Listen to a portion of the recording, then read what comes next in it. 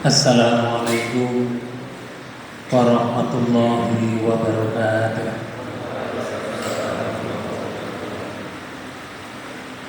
Bismillahirrahmanirrahim.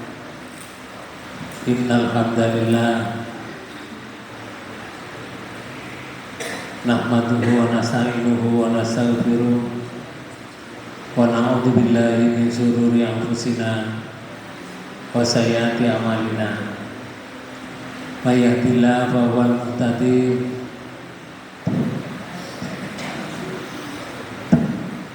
wa may yudlil fala hadiya lahu. Asyhadu an la ilaha illallah wa asyhadu anna Muhammadan abduhu wa rasuluh. Qala Allah ta'ala fi kitabihil karim. A'udzu billahi minasyaitonir rajim. Hasiban nasu ayyutraku ayyaqulu amanna wa hum la yuftanun. Wa laqad fatanna alladziina min qablihim fala ya'lamanna Allahu alladziina shadaqu wa la ya'lamanna al-kadhibin. Shadaqallahul adzim. Yang terhormat para ustaz, para bapak ibu wali santri, serta anak-anakku sekalian yang hari ini semuanya kita insya Allah di tempat ini sehat walafiat. Mudah-mudahan langkah kita semuanya dinilai oleh Allah sebagai amal ibadah yang membawa kita nanti menjadi orang yang husnul khotimah. Amin. Bapak Ibu, saudara sekalian serta anak-anakku, ada sebuah ayat di dalam Quran surat 29, surat Al-Ankabut. Di ayat 2 Allah menyatakan, ahasiban nasu ayyutraku ayyaqulu amanna wa hum la yuftanun. Ayat ini Allah memberitahukan kepada kita semuanya melalui Rasulullah Sallallahu Alaihi Wasallam bahwa manusia itu kalau sudah mengatakan beriman itu bukan berarti bebas dari ujian, bukan bebas dari biar. Tapi kalau sudah mengatakan saya beriman, itu tetap diuji oleh Allah. Kalau orang itu tidak beriman, ya juga diuji. Cuma bedanya kalau orang itu beriman, diuji itu banyak lulusnya, sama dengan anak sekolah ini. Tapi kalau orang itu tidak beriman, diuji oleh Allah, banyak gagalnya. Bedanya di situ. Saya terjemahkan di ayat 2 ini.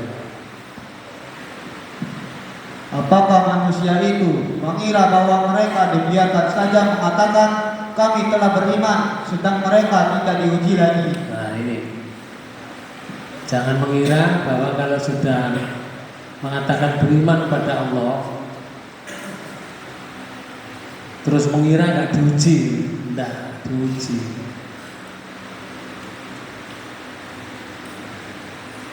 Allah telah membuktikan pada umat-umat dahulu yang sudah diuji, ada yang lulus, ada yang tidak dalam hidup ini. Sebagaimana disebutkan di ayat 3 ini. Sama terjemahkan ayat 3. Dan sesungguhnya kami telah menguji orang-orang yang sebelum mereka. Nah, sebelum kita ini diuji oleh Allah. Hasil ujian itu ada yang lulus, ada yang tidak. Maka Allah menyatakan begini. Maka sesungguhnya Allah mengetahui orang-orang yang benar, dan sesungguhnya Dia mengetahui orang-orang yang dusta. Akhirnya diketahui. Ataukah orang-orang diketahui oleh Allah bahwa orang ini benar-benar beriman kepada Allah. Allah tahu diuji lulus. Ada orang yang mengatakan beriman tapi diuji nggak lulus. Allah juga akhirnya tahu. Ini orang-orang sejak dahulu. Nah, sekarang ini sampai hari kiamat, pokoknya ada kehidupan itu diuji oleh Allah. Dan model ujiannya tidak sama, tapi dirasakan tidak enaknya sama. Cara bahasa Jawa ini senepe podo, munek-muneknya sama, tapi model mata ujiannya tidak sama. Seperti kalau kita ujian di sekolah itu, ada mata ujian bahasa Indonesia, ada mata ujian matematika, ada mata ujian geografi dan seterusnya. Kita diberi ujian oleh Allah berbeda, rasane podo gak enake, lek enak rasane podo enake. Karena ujian itu ada baik, ada buruk.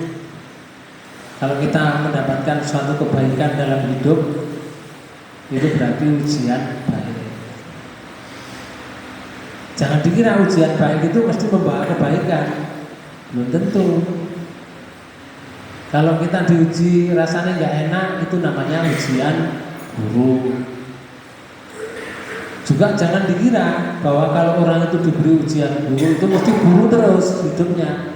Tidak tentu juga. Tergantung orang itu mendekat kepada Allah, nanti diberi solusi oleh Allah, diberi jalan keluar.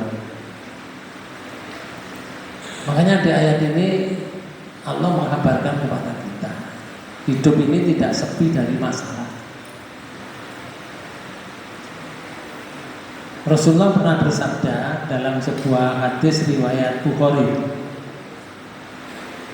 dari Abdullah bin Mas'ud, qala, berkata Abdullah bin Mas'ud, Rasaman Nabi sallallahu alaihi wasallam khuttat murabba'an. Ibnu Mas'ud berkata, Nabi sallallahu alaihi wasallam membuat sebuah kotak persegi 4. Kayak ini nih kotak. Ini kotak persegi 4.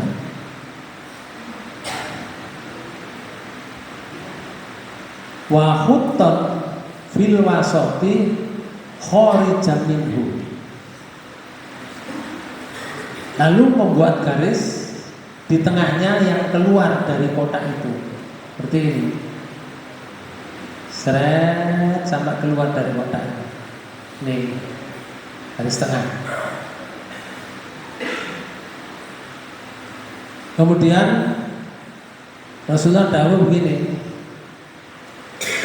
hadzal ladzi fil wasati min janibil ladzi fil murabba. Ini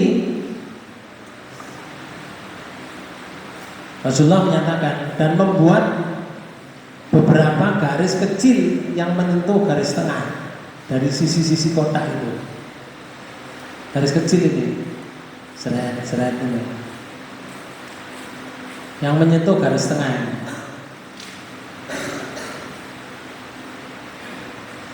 Kemudian Rasulullah bersabda, sabda ini, hadal insan, ini adalah manusia, wahada ajaluhu muhitum bihi, ini adalah manusia. Ini batas kotak ini adalah ajal yang mengepungnya. Ini ajal. Kotak ini ajal kita yang mengepung.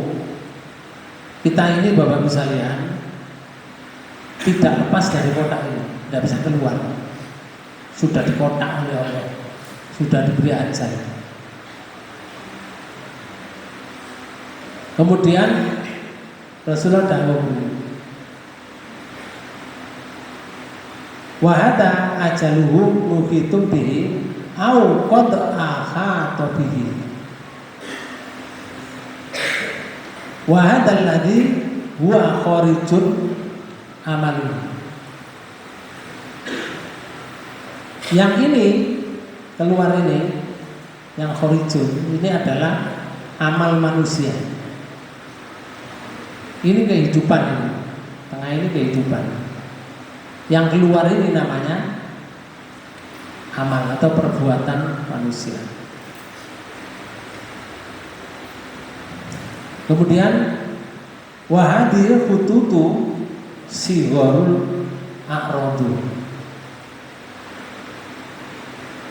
Ini garis yang keluar tadi adalah angan-angan. Garis-garis kecil yang di dalam tadi adalah rintangan ini. Ini rintangan. Ini rintangan kita.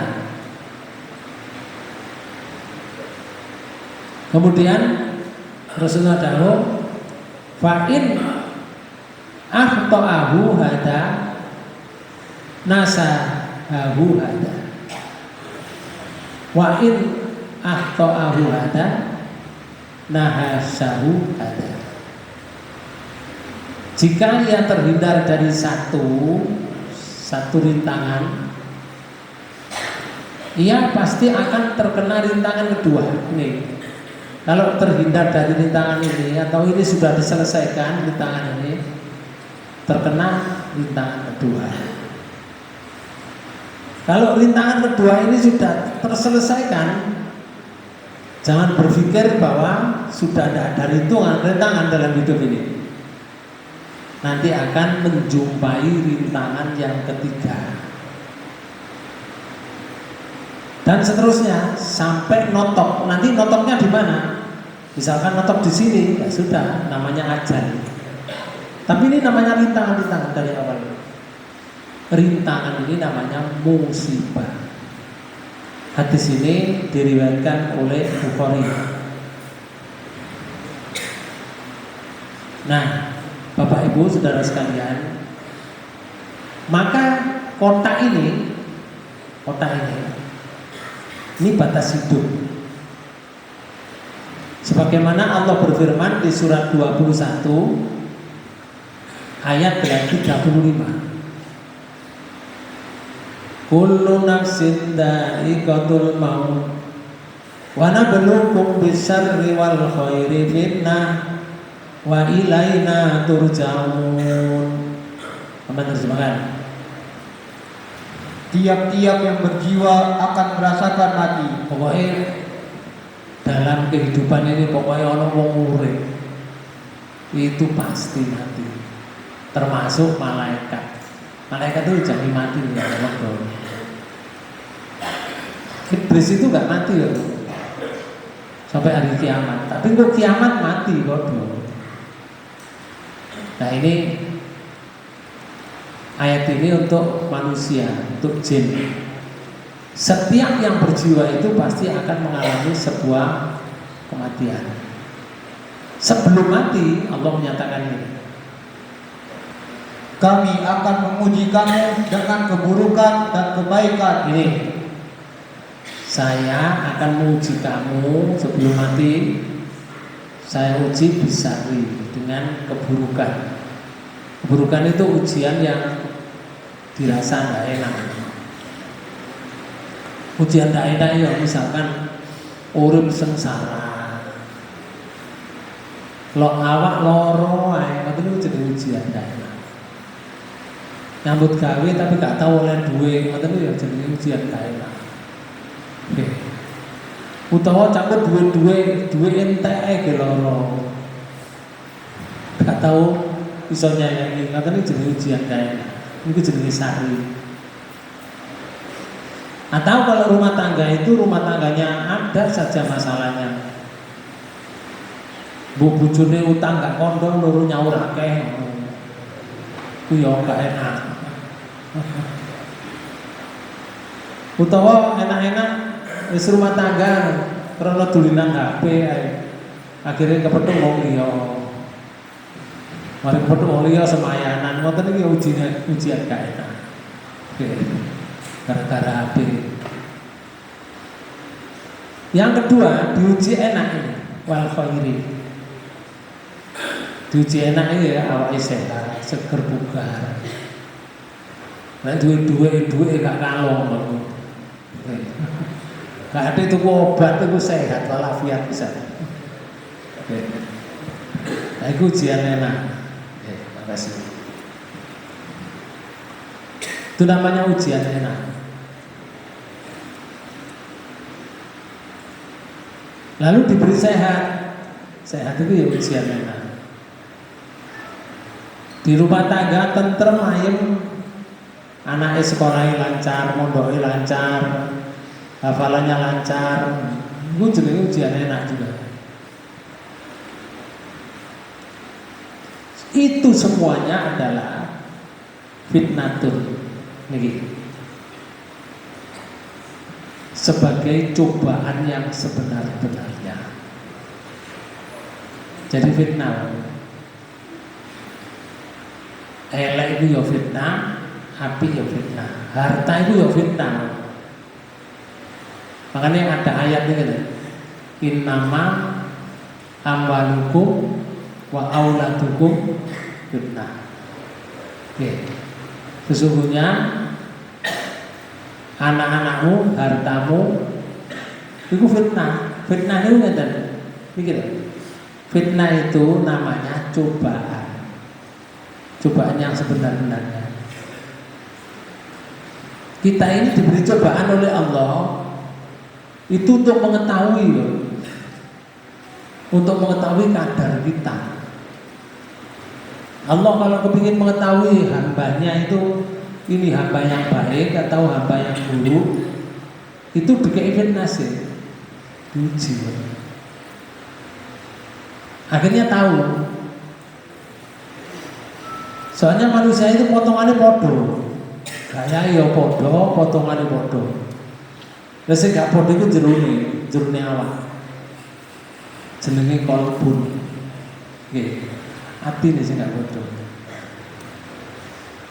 Nah itu yang diuji oleh Allah untuk menyatakan supaya Allah tahu bagaimana hati manusia itu, supaya Allah tahu bagaimana keimanan manusia itu diuji, kayak cobaan. Sebagai contoh ya, nek ono wong kok dicoba diberi ujian oleh Allah dan di DPR misalkan, DPR kajiannya akeh, sombong gak wonge? Nah, nek sombong gak lulus. Kalau diuji gak enak awake, misalkan loro gak waras-waras kok. Tapi ibadahnya tetep enggak. Kalau ibadahnya gak tetep gak lulus, tapi lah ibadahnya tetep tidak mengurangi sama sekali ibadah kepada Allah, lulus itu. Nanti lulus. Model yang ini loh. Saya kira emas gede ini saya driji, dicat kuning, dicat emas, emas dicat emas. Oke. Terus ada besi, besinya ya sama ini ya, juga dicat warna emas, besarnya sama, terus diletakkan di meja ya. Kalian tahu nggak mana besi, mana emas? Nggak tahu, warnanya sama, besarnya sama. Supaya tahu, kita uji. Besi itu kita uji, kita masukkan ke lumpur, pecereng, masuk ke lumpur selama 3 bulan. Kalau sudah dimasukkan ke lumpur 3 bulan, dicabut, digantung kedua-duanya. Terus yang satu ditutup, ting, tidak ada reaksi, gak ada yang jatuh, ya itu emas. Tapi kalau tidak emas digantung begini, ditutup ini, tok, pior, berkarat. Mang kita kayak emas. Emas itu walaupun dimasukkan ke dalam lumpur 10 tahun pancet loh, tidak berubah sama sekali. Tapi kalau besi habis. Manusia itu juga begitu. Kalau Allah kepingin mengetahui keimanan seseorang, itu diuji oleh Allah. Ujian itu namanya cobaan, atau bahasa Al-Qur'annya fitnah. Dan semuanya yang baik dan yang buruk itu wa ilaina turja'un. Ini yang terakhir. Allah menyatakan, dan hanya kepada kamilah kamu dikembalikan. semuanya akan kembali ke Allah. Sing lulus yo balik nang Allah perkaranya, yang tidak lulus juga kembalinya kepada Allah perkaranya. Sama. Lah iki jenenge kotak ini. Ini kotak. Yang digambarkan Rasulullah. Lalu kita diuji sini. Satu, ujian. Ditunaikan ujian itu dengan baik. Lulus. Maka jangan mengira kalau ujian ini lulus terus gak ono ujian mana. Enggak, akan menghadapi ujian yang kedua. Contohnya Nabi Ibrahim itu kan dapat gelarnya. Wa idzi batala Ibrahim rabbuhu bi kalimatin fa atammahu. Qala inni ja'iluka lin-nasi imama. Qala wa min dzurriyyati. Ibrahim, dan aku telah menguji berbagai macam Ibrahim dengan ujian. Allah memberi ujian pada Ibrahim dengan beberapa kalimat, tapi ditunaikan dengan baik oleh Ibrahim. Ujian pertama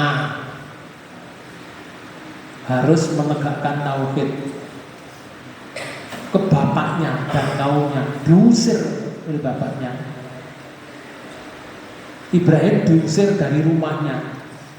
Akhirnya Ibrahim tidak pulang sampai bapaknya meninggal. Dari bahasa Amerika itu minggat, tapi diusir karena bapaknya didakwai nggak keluar. Apa kalau Ibrahim sudah keluar dari rumah terus bebas? Udah, masih ada ujian lagi loh. Istrinya tidak punya anak sampai umur puluhan tahun. Diuji sampai dinikahkan lagi oleh istri yang pertama, dapat istri yang kedua mendapatkan anak, diuji oleh Allah. Terjadi gap di rumah tangga, gap kecil Pak. Allah Maha tahu kalau ini dibiarkan gapnya jadi besar. Maka Ibrahim diuji oleh Allah. Ibrahim, keluar kamu dari rumah. Keluar kemana? Tak tahu. Pokoknya keluar. Setelah ada perintah, lereno oke Ibrahim. Nah, lereno di antara gunung dengan gunung, terus ke bawah begini. Ini jenenge Bakatun. Sekarang menjadi Mekah Al-Mukarramah. Itu dulu tidak ada tanaman, tandus itu. Tidak ada tumbuhan, tidak ada tanaman, tidak ada tetangga. Istrinya dan anaknya yang kecil ditahan di sana. Setelah itu Ibrahim diperintah balik nang bojomu sing lawas. Ujian datang. Berat itu. Satu riwayat itu menyebutkan perjalanan Ibrahim itu lebih kurang 800 km. Gak ada keterangan Ibrahim naik truk, gak ada. Ibrahim naik dibonceng orang ini, gak ada keterangan itu. Anak diletakkan di situ, istri diletakkan di situ, tidak ada makanan, tidak ada minuman, tidak ada bangunan, tidak ada tetangga. Ibrahim suruh kembali lagi ke istri tua. Sampai Ibrahim terkenal doa nang Allah itu ada di surat Ibrahim surat 14 di ayat 37 itu kan doa Ibrahim terhadap keluarga yang diletakkan di situ. Ayat 37. A'udzubillahi minasyaitonirrajim. Rabbana inni askantu min dzurriyyati biwadin ghairi dzi zar'in inda baitikal muharram. Rabbana liyuqimus sholata faj'al af'idatan minan nasi tahwi ilaihi warzuqhum minas samarati la'allahum yashkurun. Mantap semangat. Ya Tuhan kami, sesungguhnya aku telah menempatkan sebagian keturunanku di lembah yang tidak mempunyai tanaman-tanaman di dekat rumah Engkau, Baitullah yang dihormati. Nah, ini bagus. Ya Allah, saya telah meletakkan ini sebagian keturunanku di lembah di dekat rumah Engkau, Baitullah. Tidak ada tanaman di situ. Lembah tidak ada tanaman ya kalau dilihat itu ya di Mekah itu. Mesti silakan misalnya di Mekah itu begini. Kalau di daerah Mekah itu ada Jabal Rahmah. Jabal Rahmah itu seperti ini loh. Yang ke Mekah itu sudah pernah ke Mekah, ini gak ada tanaman apa-apa. Ini di Arafah, daerah Arafah. Oke, lagi Jabal Rahmah. Kalau ini ada hijau-hijau itu, tanaman hijau ini karena dulu usulnya Presiden Indonesia yang pertama Pak Soekarno supaya ditanami hijau-hijauan karena di sini tempatnya orang melaksanakan ibadah haji dan gak kepanasan. Tanah itu impor dari Indonesia, dari Malaysia, dari Jepang, diimpor, kemudian ditanami pohon ini. Pohon ini disebut pohon Soekarno, tapi bentuknya pohon akasia. Oke. Ini yang sudah pernah ke sana. Ini tanahnya panas menurut saya. Kota Mekah itu seperti itu dulu. Contoh lagi, ada lagi ini. Misalnya di Padang Khaybar, tanah sana itu ya seperti ini. Iki sing wis kei tanah dari tanah-tanah subur Pak, impor ditanami. Tapi daerahnya yang lain aslinya begini loh. Nggak ada tanaman, nggak ada. Mungkin ini masih nanam gedang ya urip nggak ya? Ya mati ya. Apa mana nanam kedelai ya, tambah apa digoreng kedelai. Nggak mungkin aja. Ini daerah Khaybar. Ada benteng Khaybar dan seterusnya. Nah, Bapak Ibu sekalian, Nabiullah Ibrahim berdoa di ayat ini bahwa ya Allah, saya letakkan sebagian keturunan saya di lembah yang tidak mempunyai tanaman di dekat Baitullah yang dihormati. Ada bangunan gini Bapak, ada bangunan itu pondasi, tapi nggak dijelaskan dalam Quran, juga tidak dijelaskan dalam hadis. Pondasi itu saya nggak bisa maupun Nabi Adam, maupun Nabi Nuh, maupun Nabi Hud, maupun Nabi Idris yang enggak diceritakan ya. Tapi ada pondasi itu. Apa Ibrahim harus tinggal nang ini? Terus entek ujiannya, enggak Pak. Disuruh membangun Ka'bah, meninggikan Ka'bah. Ka'bah itu kan 8 meter, sekarang tingginya 13 meter. Kalau dulu sak gayuane Ibrahim ini. Karena nggak ada kapolding, dulu itu nggak ada kapolding. Nah kalau sekarang ada Poltek bangun-bangun bisa. Dia pancian ya watu itu pancian Ibrahim itu jenenge Makom Ibrahim. Pancian Ismail jenenge Hijir Ismail. Apa mari bangun itu terus leren? Ujiannya boten. Tidak berhenti, disuruh menyembelih anaknya sampai ada syariat kurban. Begitu ujian itu, kita juga sama, tapi dalam kotak ini. Karena itu kalau selesai ujian yang pertama, jangan berhenti, jangan mengira ujiannya selesai. Maka hadapilah ujian yang kedua ini, bala. Nah, Allah memberikan tuntunan baru.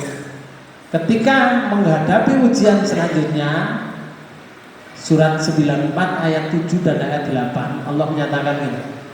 Fa idza faragta fansab wa ila rabbika farghab.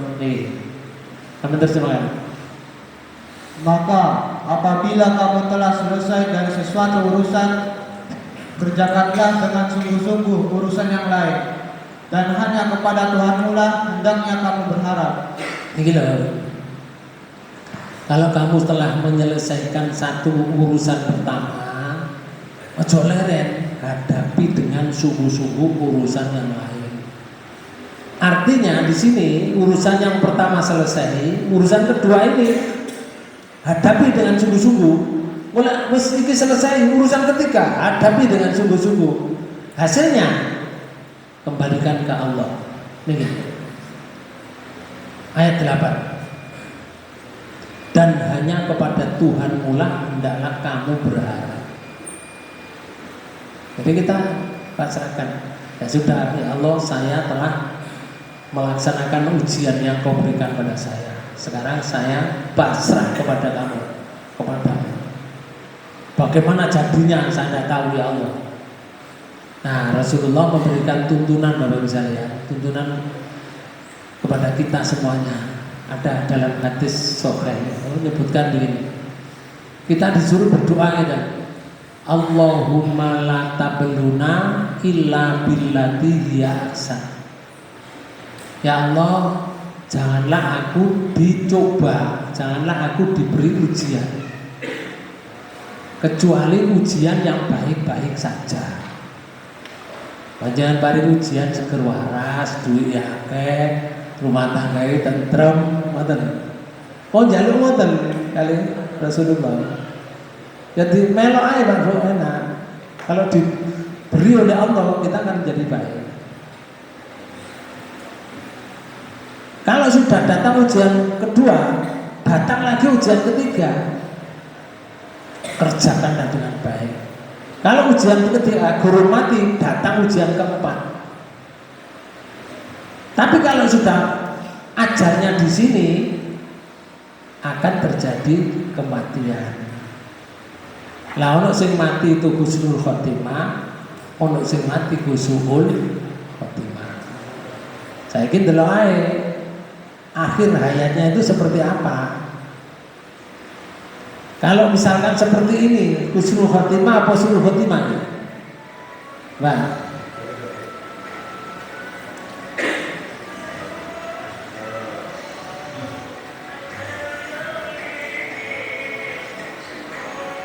ini sedang apa? Berikan di panggung Pak Bu. MC di panggung. Tapi kalau ajal itu sudah datang, tidak bisa ditawar, tidak bisa ditawar lagi. Ya harus diterima.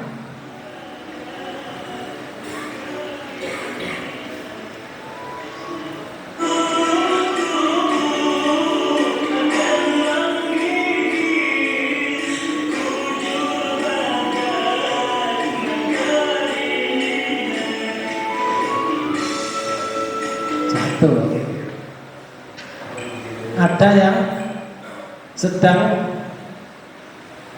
apa? Santai-santai, sedang berbicara. Ajal itu kalau sudah datang begini, enak-enak seperti ini. Kalau ajal itu datang ya selesai ya. Begitu. Maka ajal itu sama dengan di sini dalam kotak ini. Jadi kita tidak bisa keluar dari ajal ini. Harapan kita, Bapak, harapan yang ajalnya seperti ini. Harapannya. Nah, pas ngaji ya, pas ngaji sudah konsentrasi kan.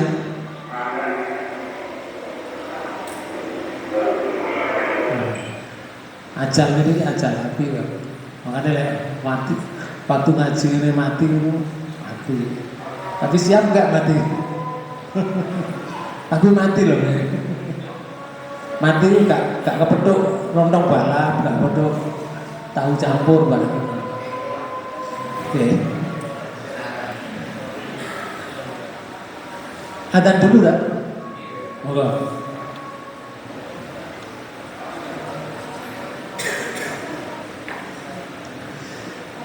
Baik Bapak Ibu saudara sekalian, kita lanjutkan. Jadi ini menurut hadis tadi, kita ini dikepung oleh ajal. Kepung oleh ajal. Ajal itu ada kesempatan untuk kita merubah. Tapi ketetapan ajal itu ada. Jadi ada ajal itu ada. Cuma merubah menjadi baik dan buruk itu diberi kesempatan oleh Allah. Kita tidak boleh terus pasrah, harus pokoknya ajal saya ini api yo saat terima baik, kalau buruk ya saat terima buruk. Bukan begitu. Kita harus berusaha. Karena di surat 13 di ayat 11 itu Allah menyatakan ini. A'udzubillahi minasyaitonirrajim. Lahu mu'aqibatun min baini yadayhi wa min khalfihi yaghfadunahu min amrillah. Innallaha la yughayyiru ma biqaumin hatta yughayyiru ma bi anfusihim. Bagi manusia ada malaikat-malaikat yang selalu mengikutinya bergiliran. Nah ini, kita ini dijaga oleh Allah melalui malaikat bergiliran. Jadi kalau sore begini jam pukul 4 tadi, pukul 3 asar, itu malaikat yang giliran mulai pagi itu naik ke atas laporan. Nanti subuh itu yang mulai sore ini sampai subuh, nanti yang subuh naik lagi, sing bagian pagi turun. Itu setiap hari bergiliran. Bergiliran itu perintah Allah. Ayat ini menyatakan itu. Di muka dan di belakangnya. Okay. Mereka menjaganya atas perintah Allah. Perintah Allah. Nah, di sini kita diberi kesempatan oleh Allah untuk merubah keadaan kita. Lanjut. Sesungguhnya Allah tidak mengubah keadaan sesuatu kaum sehingga mereka mengubah keadaan yang ada pada diri mereka sendiri. Ini ya. Karena ajal itu tetap ono kalimat ajal wono. Cuma ajal itu baik atau ajal itu buruk itu tergantung dari kita merubahnya. Karena ada ketetapan itu 4 sebelum kita dilahirkan itu ada 4. 1 amaluhu perbuatannya. 2 rozakohu rezekinya. 3 ajaluhu ajalnya. Yang 4 saidun au sakyun. Wong itu bahagia atau wong itu tidak bahagia. Itu sudah ada 4 ini sebelum lahir. Nah, kita disuruh berubah. Ini jenenge qadha mubrah. Qadha mubram itu ialah keputusan Allah yang ada kesempatan untuk dirubah. Qadha mu'allaq ini namanya qadha mu'allaq. Beda dengan qadha yang mubram, Pak Bu. Qadha mubram itu ketetapan Allah yang tidak bisa dirubah. Contoh ya, matahari itu kalau setiap pagi itu dari timur ke barat sana. Kita merubah dari barat ke timur nggak bisa. Itu berat. Kalau ini mu'allaq, fatin. Mu'allaq. Allah memberikan kesempatan untuk merubah. Tidak akan berubah kalau manusianya tidak berubah. Makanya ini, ono wong jange sakjane bodoh, sakjane. Tapi karena sungguh-sungguh dia itu sungguh-sungguh sinaune sungguh-sungguh, belajarnya sungguh-sungguh, pokoknya memanfaatkan waktu betul. Jadi pinter. Jadi pinter. Itu karena dia mau berubah. Ini juga sama. Namanya ajal ini. Kita mau merubah ajal seperti apa? Ajalnya baik atau ingin ajal yang buruk? Tapi kalau model seperti ini kira-kira ajal baik atau buruk? Misalnya seperti ini.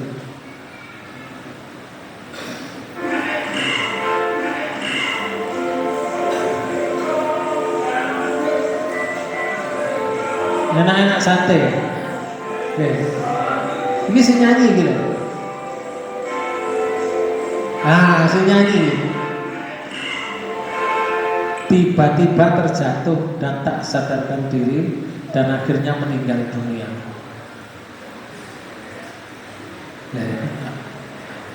Lek iso ojo ngene. Mati ojo ngene ngono lek iso. Ini berarti ajalnya gak sampai notok ini, gak sampai notok sini. Di sini sudah mati, ada yang di sini sudah tidak ada.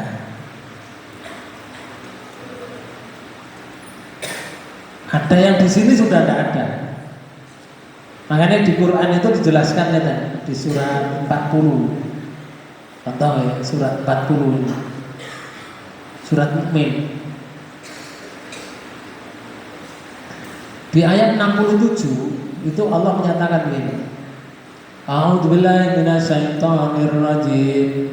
Walladzi khalaqakum min turabin summa min nutfatin summa min 'alaqatin summa yukhrijukum tiflan summa litablughu ashuddakum summa litakunu shuyukha wa minkum man yutawaffa min qabl wa litablughu ajalan musamma wa la'allakum ta'qilun. Mana semangat ini? Dialah yang menciptakan kamu dari tanah, kemudian dari setetes air mani. Sesudah itu dari segumpal darah, kemudian dilahirkannya kamu sebagai seorang anak. Proses itu ya, Allah menciptakan kita itu dari air, proses sampai jadi anak, kayak cilik. Nah setelah itu dikai mangan, kayak ngombe, turu, olahraga, mangan, ngombe, turu, olahraga, lanjut. Kemudian kamu dibiarkan hidup supaya kamu sampai kepada masa dewasa. Nah ini dewasa kamu. Ini dewasa. Yang ini si anak-anak. Oke. Ini dewasa. Dewasa itu si sepeda motoran, si peterno putrane ke sana kemari, si melecer, si rekreasi barang itu jenis dewasa. Oke. Mari yo mangan minum turu, mangan minum turu, olahraga dan seterusnya. Lanjut. Kemudian dibiarkan kamu hidup lagi sampai tua. Nah, wis tua ya biasa lek suwe. Iku wis gak iso apa-apa. Gak iso apa-apa. Iso mek ngomong tok. Tapi gak iso apa-apa, gak banyak berbuat. Kadang-kadang maaf, buang air besar di situ, buang air kecil di situ, itu jenenge tua.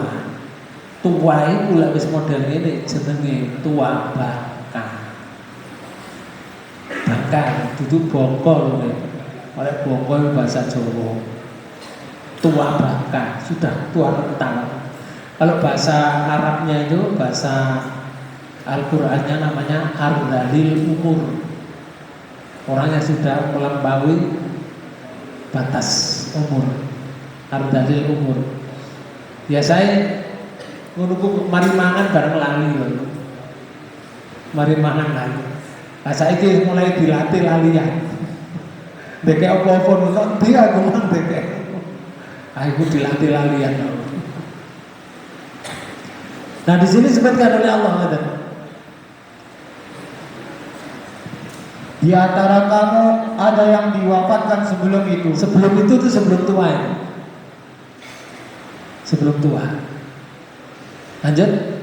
Kami perbuat demikian supaya kamu sampai kepada ajal yang ditentukan dan supaya kamu memahaminya. Jadi ajal ini Pak Bu, kadang-kadang ono ujian ketiga wis mati ya. Makanya kadang-kadang jino wis mati. Tapi kadang sama notok tuwek.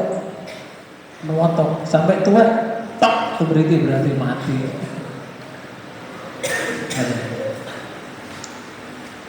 Maka penjelasan hadis ini kotak segi 4 tadi menggambarkan batas ajal. Hidup manusia itu berada dalam batas kotak niwa. Garis tengah tadi yang lurus ini, garis tengah ini yang lurus ini adalah kotak angan-angan manusia. Artinya begini, keinginan manusia itu sering melebihi usia hidupnya. Usianya ini sekarang kuat, tapi aku pengen nyambut gawe, pengen oleh koyo sing akeh, tapi awalnya nggak kuat. Oh no, nggak ngerti. Jadi keinginan itu melebihi dari kekuatannya. Awalnya nggak kuat, aku nggak kuat. Tapi gue pengen buka warung, salahnya gak kuat buka warung. Kecuali rezeki kuat. Apa ini gak kuat? Apa ini nyambut gaya nang luar negeri lah? Kono karek nemporin tok. Gak iso apa-apa. Nah, itu keinginan manusia itu melebihi usia hidupnya. Gak mikir, awak ini jangan mati, gak mikir. Kadang lek duit ngoten, lek duit akeh. Tuku gelang wis tuwek lho, wis tuwek temenan. Tuku gelang sama renteng ngono. Padahal yo tegak-tegak nang warung kayak gitu ku apa digawe tok. Nggih. Golek wis mati diprotoli ya mek anake. Nggih, diwaris. Lah dikongkon zakat gak gelem. Dikongkon apa dijak jariah nggak mau, diajak wakaf nggak mau, dikuandoli pol, padahal wis tua, ben karek selesai. Tapi keinginannya masih panjang. Itulah manusia. Nggak ngukur. Garis-garis kecil ini, garis-garis kecil ini, yang matang di tengah ini. Itu adalah mengarah di tengah musibah dan ujian. Jika seorang selamat dari satu, ia akan tertimpa yang lain. Pelajaran yang dapat diambil dari hadis tadi, Pak. Satu, manusia sering berangan-angan terlalu jauh tanpa menyadari batas ajalnya. Dunia itu penuh dengan ujian dan manusia tidak akan pernah lepas dari cobaan, tidak akan pernah lepas. Termasuk saya ngomong, saya tidak ngomong kodong. Kita harus mengingat kematian dan tidak tertipu oleh panjang angan-angan. Rasulullah berpesan begini, aksiru dzikra hadimil ladzat. Rasulullah menyatakan, perbanyaklah mengingat pemutus segala kenikmatan. Kila diucapkan oleh, ditanyakan oleh para sahabat diantaranya, wa ma hadimul ladzat, ya Rasul, apa yang namanya pemutus kenikmatan, segala kenikmatan itu? kola Rasulullah dawuh al maut yaitu yaitu mati, yaitu pemutus kenikmatan. Mati, mati wis putus. Jadi makna hadis ini, Allah akan mencabut rasa takut musuh. Kan di sini ya.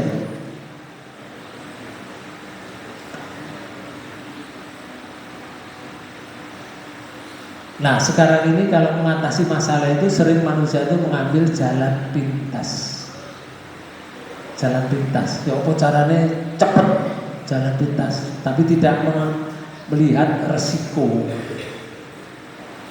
Nah, jalan pintas itu setan yang ditempuh. Wong kepingin sugih, gak nyelengi jalan pintas. Bukan namanya Gunung Kawi. Jalan setan. Sugih itu ya carane ngene. Koyone sedina iku 50.000 misalnya. Ya dipangan ae 10.000. Sing 40.000 dijalani. 10 dina kan oleh 400.000. Lek sedina misalkan koyone 50.000. Itu caranya, bukan jalan pintas. Ilmu toyo misalkan. Walaupun tuyul itu gak ada loh, tuyul itu gak ada.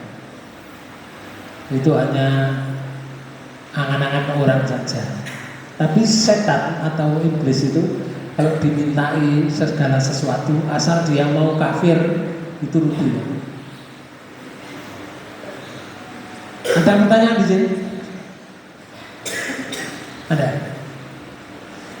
Semoga-moga satu hadis ini dapat jadikan pelajaran oleh kita, dan kita mudah-mudahan dijadikan oleh Allah jadi orang yang bermanfaat di dunia dan berakhir husnul khotimah.